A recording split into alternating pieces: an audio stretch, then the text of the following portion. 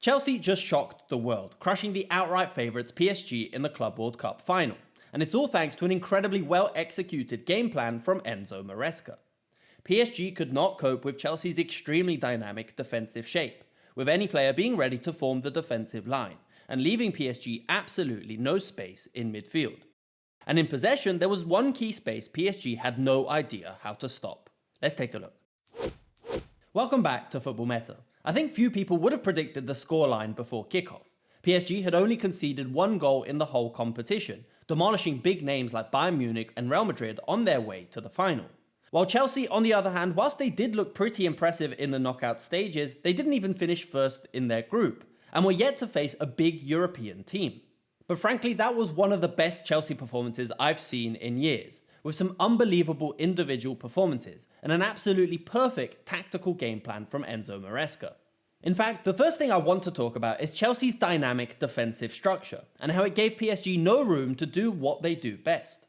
Chelsea started the match in a 4-2-3-1, with the curious choice of Reece James as the holding midfielder alongside Caicedo.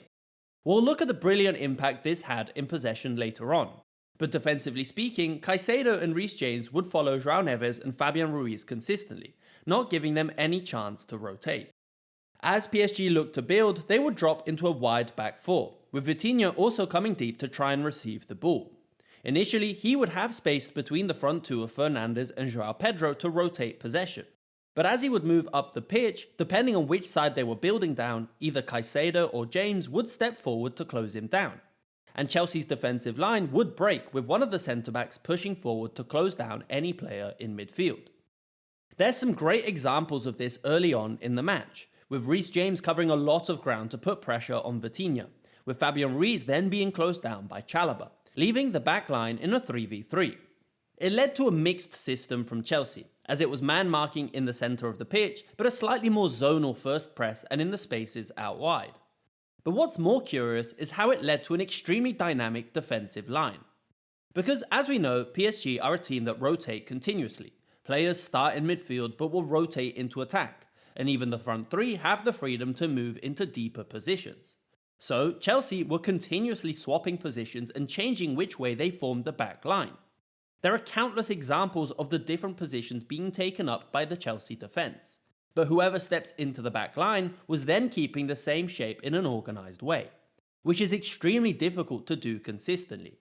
But in some of these images you may also notice the curious role of Pedro Neto, who for a lot of the time in this game essentially formed a back five and was acting as a wingback.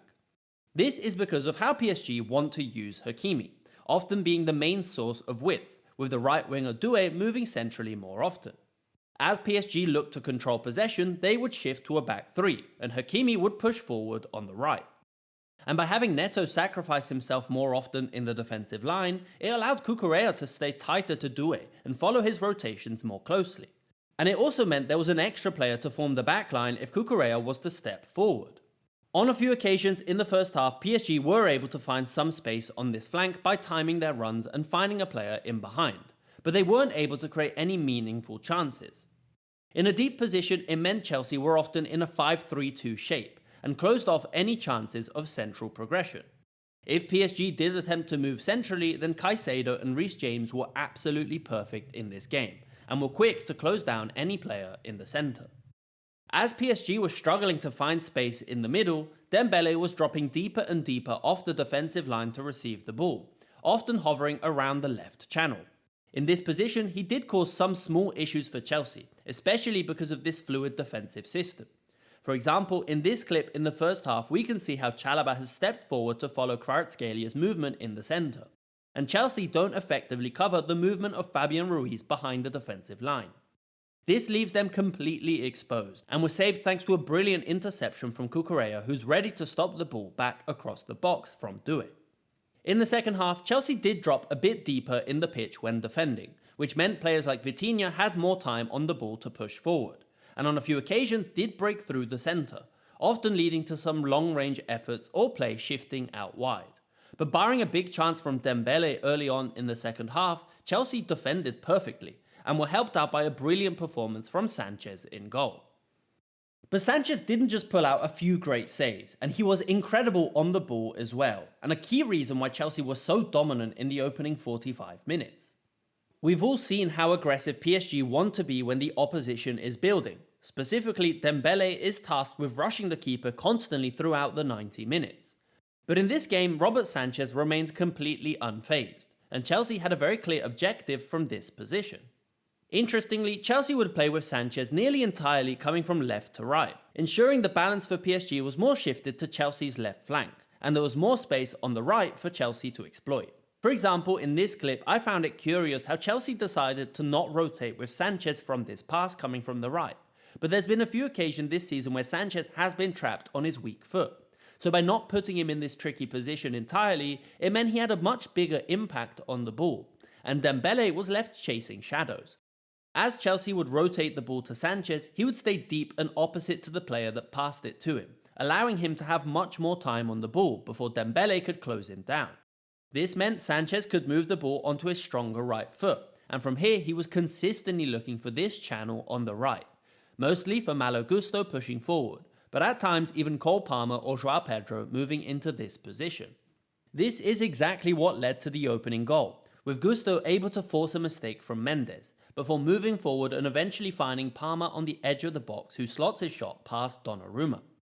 Sanchez has been criticised a lot this season for his ability to play out from the back, and Chelsea have been caught out on a few occasions because of this issue. But in this final, it was the defining factor for Chelsea, and he was absolutely brilliant in possession. This space on the right was a clear game plan for Chelsea, and their instructions were to move the ball into this position as quickly as possible.